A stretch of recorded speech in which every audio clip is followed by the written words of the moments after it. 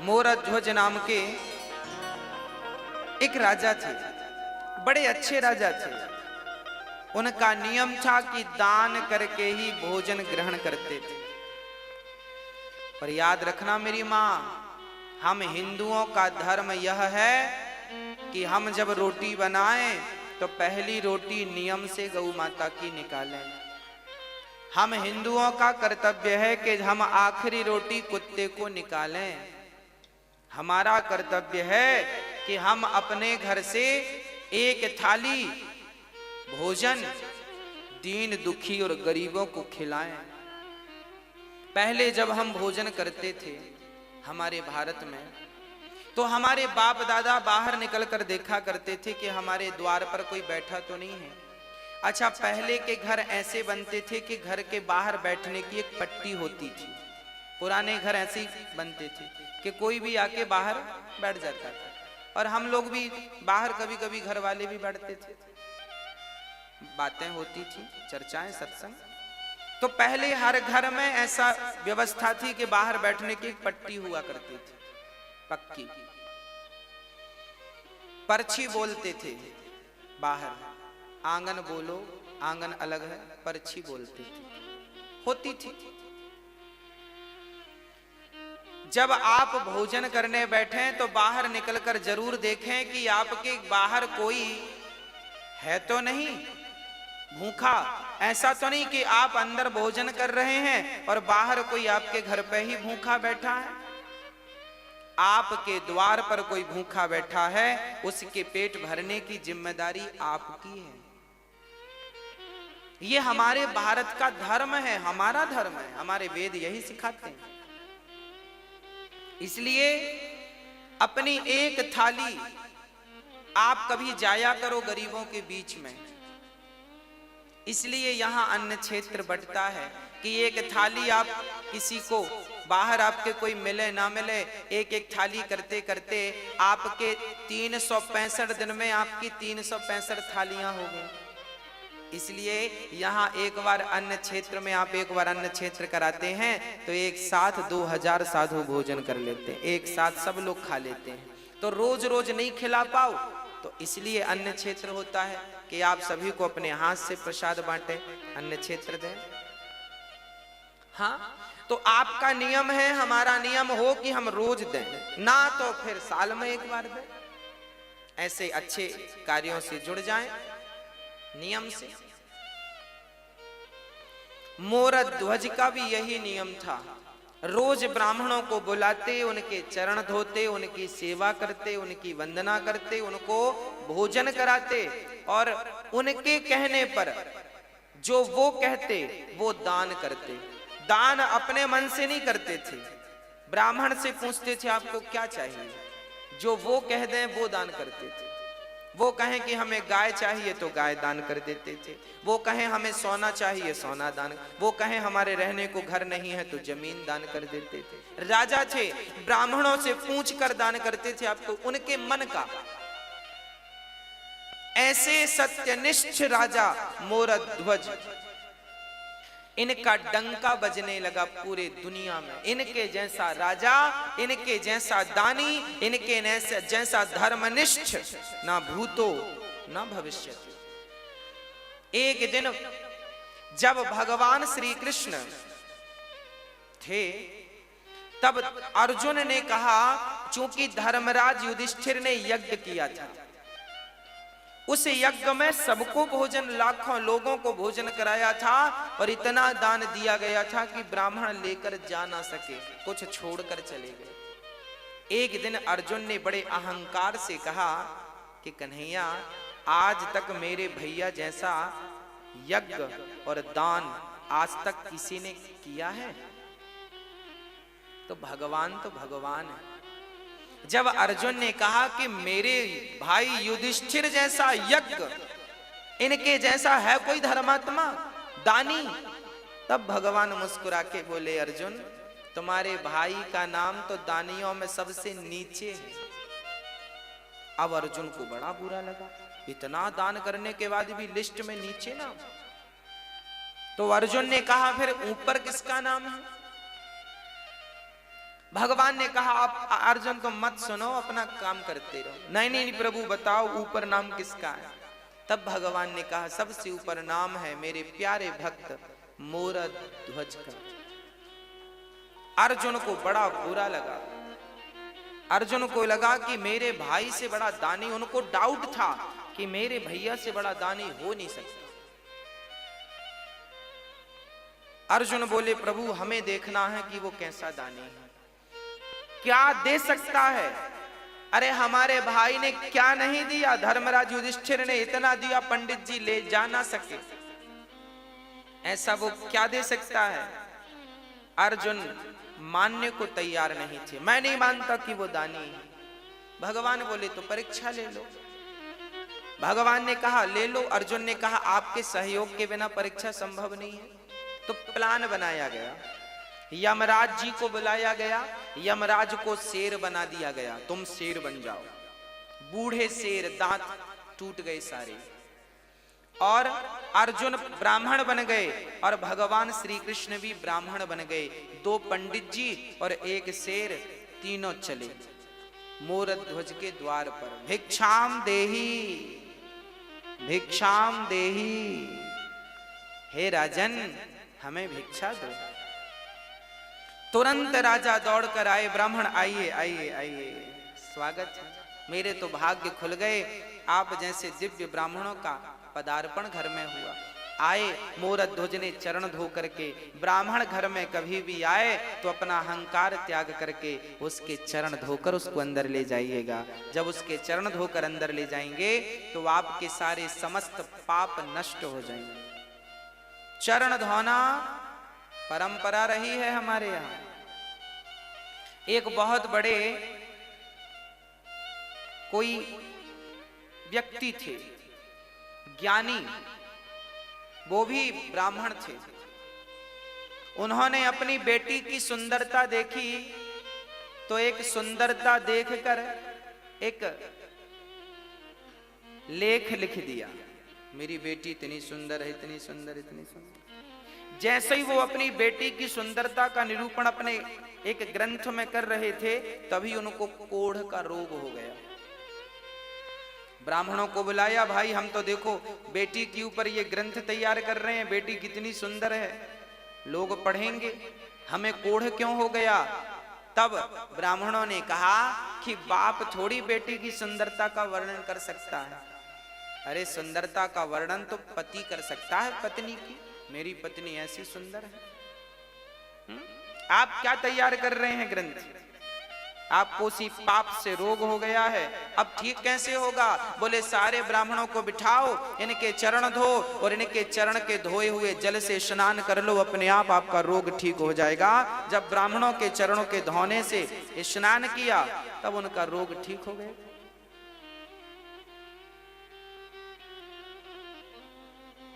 भगवान श्री कृष्ण भी सुदामा जैसे ब्राह्मणों के चरण धोए कि नहीं,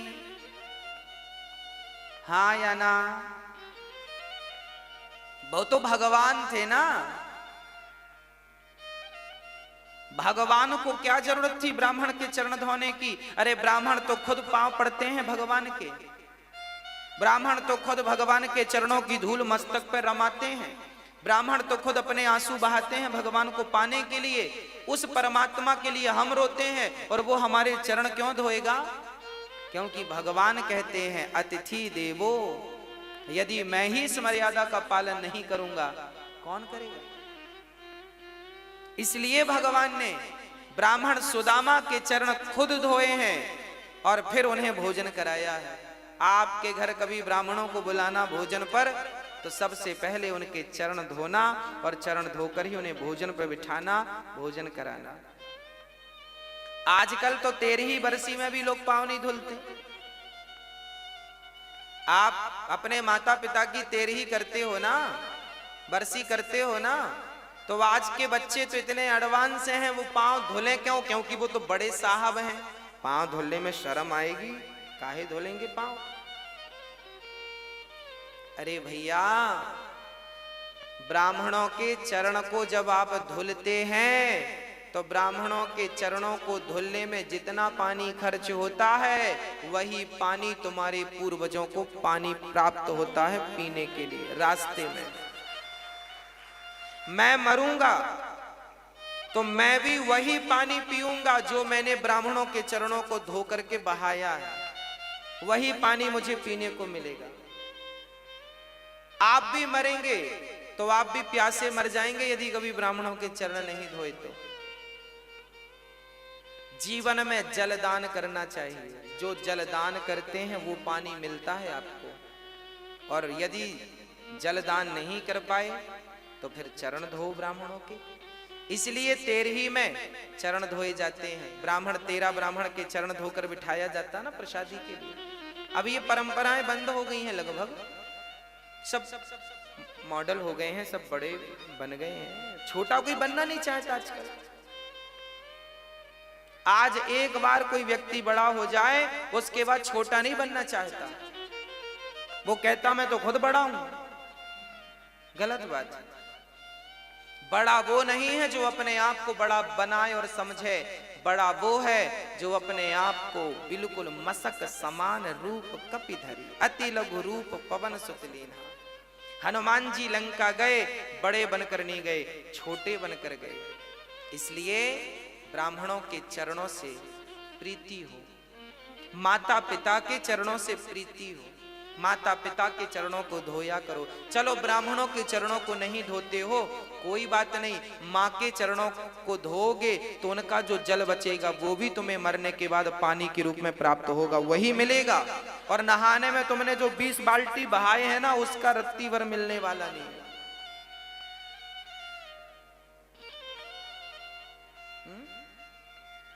गौ माता को जो पानी पिलाया है वो पानी भी आपको प्राप्त होगा। जरूरतमंदों को जल का दान दिया है वो भी जल आपको प्राप्त, जो दिया है वो मिलेगा, सीधी बात। गाली दी है तो गाली मिलेगी और राम राम दिया है तो राम राम मिलेगा। बस ये समझो कि कांटा चुभोया है तो तुम्हें भी कोई पीछे से चुभोएगा, और तुमने एक चुभोया वो 2 चुभोए, ब्याज भी मिलता है। और आपने किसी के रास्ते में पुष्प बिछाए हैं तो आपने गुलाब के बिछाए हैं तो फिर आपको कमल के पुष्प कोई बिछा के देगा, क्योंकि ब्याज अच्छे का अच्छा बुरे का बुरा। जैसी करनी। अब भगवान श्री कृष्ण आए हैं और उनको मोर ध्वज ने बिठाया है, चरण धोए हैं और चरण धो करके भोजन। ब्राह्मणों ने कहा राजन हम भोजन बाद में करेंगे, पहले हमारा शेर बाहर खड़ा है उसे आप कुछ भोजन की व्यवस्था कीजिए। हाँ हाँ, मोरध्वज बोले बताइए शेर क्या खाएगा, उसके लिए हमारे पास बढ़िया जो कहें वो हलवा बनवाएं, जो कहें वो रोटियां बनवाएं, मालपुआ खवाएं। क्या खाता है आपका शेर? ब्राह्मण कहते हैं राजन हमारा शेर तो देखो सभी शेरों की तरह वो मांसाहार करता है, मांस खाता है। अच्छा, मोरध्वज बोले कोई बात नहीं हम मांस की व्यवस्था कर रहे हैं। अच्छा कहां से मांस लाओगे? बकरे को मारोगे? ना ना ना। गाय को मारोगे? ना। राम राम राम राम राम। फिर मुर्गी को मारोगे? ना ना ना ना। फिर किसी प्रजा को मारोगे? ना ना, प्रजा तो भगवान है उसे क्यों मारेंगे? मोरध्वज से भगवान ने कहा फिर तुम कहां से मांस लाओगे? मोरध्वज बोले हमारे पास भी तो मांस है, हम अपना काट के देंगे आपके सिर को, अपनी जांघ का मांस दे देंगे, हमारा पेट बड़ा है पेट का मांस दे देंगे, आपके सिर का पेट भर जाएगा। देखो एक राजा, वो राजा क्या उसके राज्य में बकरा बकरी नहीं थे? कह देता बकरे को ले लो, बकरा देता हूं मैं। ना, जीव हत्या पाप है, अहिंसा ही परमो धर्म। हम किसी की हत्या नहीं करेंगे, अपना मांस काट के देंगे। शिवी ने भी अपना मांस काट के एक कबूतर के लिए दिया था। मोरध्वज बोले अपना, ब्राह्मण बोले सुनो आपका मांस हमारा शेर खाएगा ही नहीं। क्यों? बोले आप बूढ़े हैं ना, आपका मांस कठोर हो गया है, और हमारा शेर जो है उसके दांत गिर गए हैं, बुढ़ा हो गया है, कोमल कोमल मांस खाता है। फिर किसका मांस?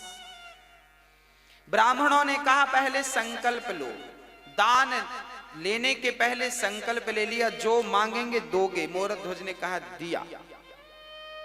तो सुनो, आपका बेटा है। हाँ हाँ है, ताम्रध्वज, मोरध्वज का बेटा ताम्रध्वज। अभी उसकी उम्र थी लगभग 5-6 वर्ष की, और अभी 5-6 वर्ष पहले ही हुआ है। अभी बुढ़ापे में बेटा हुआ था, कोई संतान थी नहीं मोरध्वज की। बुढ़ापे में पुत्र का सुख मिला है। ब्राह्मणों ने कहा कि आपका बेटा है, हमें अपने शेर के लिए आपके पुत्र का मांस चाहिए। बच्चे का मांस बड़ा कोमल होता है, वो बड़ी आसानी से खा लेगा। आप जल्दी से अपने बेटे को लाइए और उसे खड़ा करिए। और सुनो, हमारे शेर के दांत गिर गए हैं तो मांस फाड़ नहीं सकता, इसलिए आप दोनों पति पत्नी अपने बच्चे को बीच से आरे से चीर करके फाड़िए और फाड़ करके मेरे शेर को डालिए। अब तो राजा दंग रह गए। राजा कुछ समझ ना पाए। एक पिता एक मां अपने बेटे को वारे, चलो बेटे का दान तो बहुत लोगों ने किया है, पर बेटे को वारे से चीरना, और उस बेटे को जो एक ही बेटा हो, बड़ा लाड़ प्यार का बेटा हो। अब तो राजा का दिल जोर जोर से धड़कने लगा। समस्या ये नहीं थी कि बेटे को वारे से चीरना है, समस्या तो राजा के सामने यह थी कि बेटे को जबरदस्ती यदि फाड़ेंगे तो बाल हत्या का पाप लगेगा। किसी को जबरदस्ती मारेंगे तो पाप नहीं लगेगा। तभी देखो हमारे यहां धर्म कैसा है। वो नन्हा सा बालक जो मोर ताम्रध्वज था, वो दौड़ कर आया और पिता से कहने लगा, पिताजी इतना क्या सोचते हैं? आप यही सोच रहे हैं ना कि मैं तैयार हूं अपना मांस देने को या नहीं?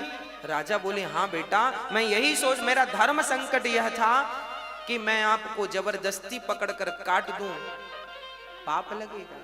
तब ताम्रध्वज ने कहा, वाह पिताजी, अरे पुत्र का जन्म ही इसलिए होता है कि वो पिता के धर्म की रक्षा करे। जिस पुत्र ने अपने पिता के धर्म की रक्षा नहीं की, उस पुत्र का पुत्र होना व्यर्थ है, क्योंकि आपने अपने पिता के धर्म की रक्षा नहीं की। उस बेटे ने कहा, पिताजी आज आपका धर्म ना चला जाए, इसलिए अपने धर्म को बचाइए। बेटा चला गया तो कल दूसरा बेटा आ जाएगा, पर धर्म चला गया तो दोबारा धर्म लौट कर नहीं आएगा। इसलिए धर्मो रक्षति रक्षित, धर्म की रक्षा करो। ताम्रध्वज खड़ा हुआ। राजा ने आरा लकड़ी चीरने का आरा पकड़ा, पर रानी मां उसे तैयार करना बड़ा कठिन है। जब राजा ने कहा कि हमने ब्राह्मणों को वचन दिया है कि अपने पुत्र का मांस शेर को खिलाएंगे, पत्नी से कहा, क्या तुम इस धर्म में मेरा सपोर्ट करोगी? अच्छा, वो भी कह देती कि मेरा बेटा है, आपकी बस थोड़ी है। वो कहती मेरा भी अधिकार है, मैं नहीं मरने दूंगी इसे, तो भी धर्म का। फिर भी राजा अपने वचन को पूरा नहीं कर सकते थे। पर देखिएगा, तब का पति, तब की पत्नी और तब के पुत्र कैसे हुआ करते थे। पत्नी ने कहा, स्वामी जी आप अपने धर्म की रक्षा कीजिए, मेरे तो ऐसे 100 बेटे आपके धर्म के लिए बलिदान हैं, कुर्बान हैं।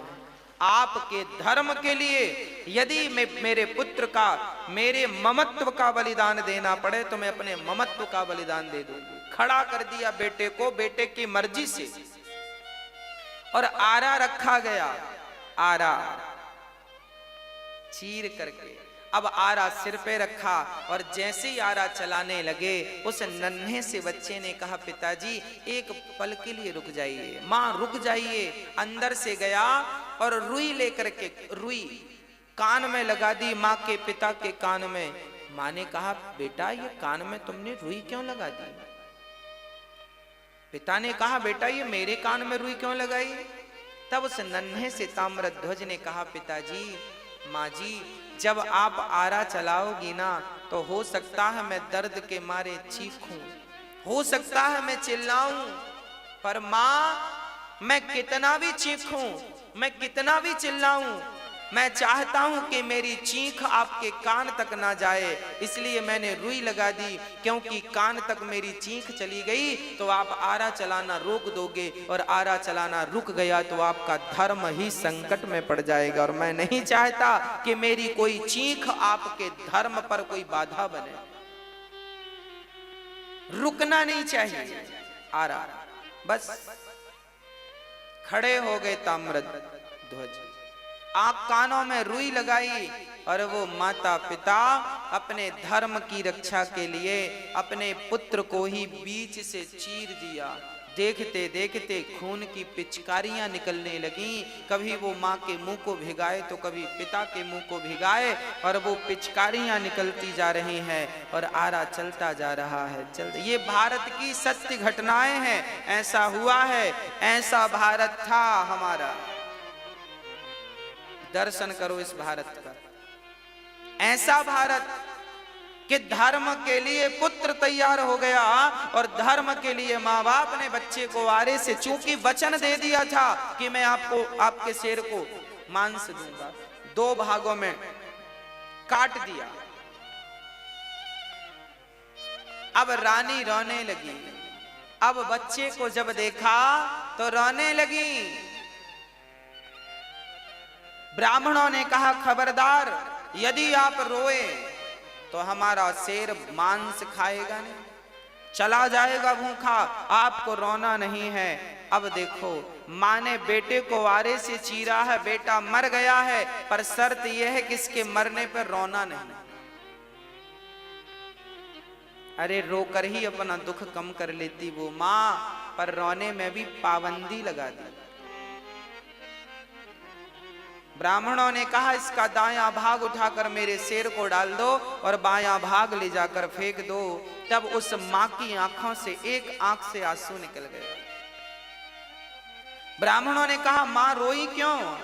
तब कहा उस मां ने, मेरे पुत्र का एक अंग तो आपके काम आ सका, पर दूसरा अंग आपके काम ना आ सका, इसलिए आंखों से आंसू निकल आए।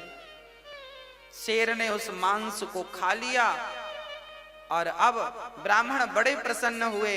ब्राह्मणों ने कहा राजन, अब हमें भी भूख लग रही है, अब हमें भोजन परोसो।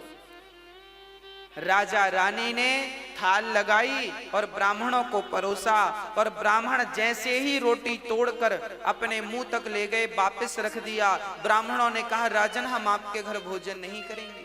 क्यों नहीं करेंगे? क्योंकि आप हत्यारे हैं। कौन सी हत्या? आपने अभी अभी अपने बच्चे को मारा, और हत्यारों के घर हम भोजन नहीं करते। ये कहकर ब्राह्मण जाने लगे, तब मोरध्वज चरणों में गिर पड़ा। महाराज, मेरे घर से अतिथि भूखा चला जाएगा तो मेरे जीवन भर की भक्ति, जीवन भर का पुण्य आज बेकार हो जाएगा। ब्राह्मण देवता, मेरे घर से आप भूखे ना जाइए, आप भूखे ना जाइए। ब्राह्मणों ने कहा आप हत्यारे हो। अरे मोरध्वज ने कहा मैंने हत्या नहीं की, आपने ही तो कहा था। हमने कुछ नहीं, हम नहीं जानते। हमने कहा जरूर था, पर आपने तो हत्या की है, तो हत्या का तो पाप लगेगा, और तुम जैसे बाल हत्यारे को घर हम भोजन करेंगे, ये कहकर जाने लगे। तब मोरध्वज ने विचार किया, बात तो सही है, मैंने अपने धर्म की रक्षा के लिए अपने माथे पर पुत्र की मृत्यु का कलंक ले लिया। लोग क्या कहेंगे, कैसा राजा है, अपने धर्म के लिए अपने पुत्र को मार डाला। ये कहकर राजा रोने लगे, हे विधाता, कैसी कठिन परीक्षा ले रहे हो, ये हत्या का पाप मेरे माथे पे लगेगा तो मैं कैसे जीवित रहूंगा। ये कहकर कि राजा मूर्छित हुए, और जब होश आया तो उन राजा ने कहा, हे विधाता, हे ईश्वर, यदि मैंने आज तक सपने में किसी का दिल ना दुखाया हो और मेरे घर से कोई अतिथि आज तक संतुष्ट होके ना गया हो, मैंने सदा संतुष्ट करके भेजा है सबको, आज तक यदि मेरी सेवा पूजा से आप प्रसन्न हैं तो हे नाथ, मुझे से धर्म संकट से उबारिए। और कहते कहते मोरध्वज ने कहा, बेटा ताम्रध्वज, एक बार तूने मर करके अपने पिता के धर्म को बचाया है, पुत्र एक बार जीवित होकर अपने पिता के धर्म को बचा ले। यदि आज तू जीवित नहीं हुआ तो तेरे पिता का धर्म चला जाएगा, तेरी मृत्यु व्यर्थ हो जाएगी। ये कहकर मोरध्वज नीचे गिरे। तभी अंदर से आवाज आ गई, पिताजी मैं मरकर भी आपके धर्म की रक्षा करूंगा और जिंदा होकर भी आपके धर्म की रक्षा करूंगा। अंदर से दौड़ता हुआ उनका बेटा आया और पिता ने हृदय से लगा लिया और पलट कर देखा तो ना वहां कोई शेर था, ना कोई ब्राह्मण थे, वहां तो स्वयं भगवान श्री कृष्ण शंख चक्र गदा पद्म लेकर के खड़े थे, चतुर्भुज रूप में खड़े थे। अर्जुन की आंखों में आंसू गिर रहे थे, झरझर आंसू निरंतर गिर रहे। मोरध्वज बोले, प्रभु आप? हाँ। मोरध्वज रोने लगे, वाह प्रभु, क्या आपको भी मुझ पर भरोसा नहीं था जो आप मेरी परीक्षा लेने चले आए? अरे कम से कम आपको तो भरोसा होना चाहिए था। भगवान रोने लगे, मोरध्वज यदि मैं सबसे कहता कि तू सबसे बड़ा दानी है तो कौन मानता, पर आज तूने साबित करके सिद्ध करके दिखा दिया कि इस धरा पर, इस सृष्टि पर आपके जैसा दानी ना भूतो ना भविष्यति, ना हुआ था, ना हुआ है, ना कभी होगा। अब तो हृदय से लगा लिया भगवान ने। और अर्जुन तो बड़े शर्मिंदा हो गए, जो अपने भाई युधिष्ठिर को दानी कह रहे थे। आज इन्हें पता लगा कि ये दानी नहीं, मोरध्वज दानी। हाँ, मोरध्वज जैसा कोई दानी नहीं, सबसे बड़े दानी मोरध्वज। इसलिए धर्मो रक्षति रक्षिता।